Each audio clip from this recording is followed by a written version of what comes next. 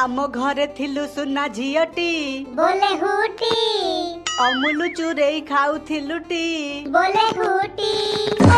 तोर देइथिली बेंगुलीटी बोले हुटी fuck fuck हेई देउथिलुटी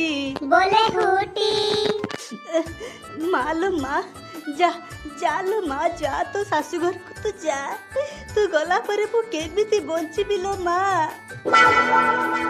Hattie ज्वाई पुओ आज मो घरर इज्जत तुमको लागिला हेटी ससुर आगे आपण जम्मा भी व्यस्त होतुनी मु घर को जाई कि आपण को घर इज्जत को आगे लुटी देबी